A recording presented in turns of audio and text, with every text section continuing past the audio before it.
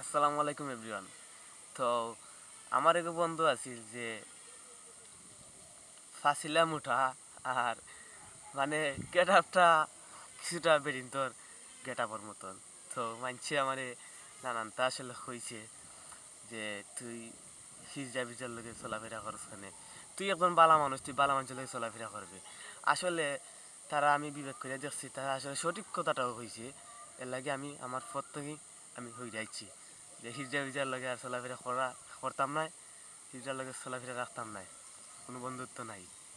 বিশেষ করে ভিডিওটা তুই তো বুঝতে পারবে। তো বুঝা থাকলে তোর জ্ঞাতি ভাই পাছিলাম মুঠাটারে দেখাইস, পরবর্তী কইস আর একটা সুন্দর করে ভিডিও বানাইমু। তার মুখর ভাষা খারাপ করলেও আরও সুন্দর করে আমি ভিডিও বানাইতাম পারমু। আর আমার অডিয়েন্স যারা আছো, আপনারা মনে মাঝে কোনো রাগ করবা না।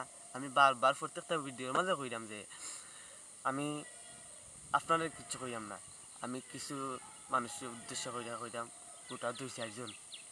ঠিক আছে, ধন্যবাদ। ভালো থাকবা সবাই।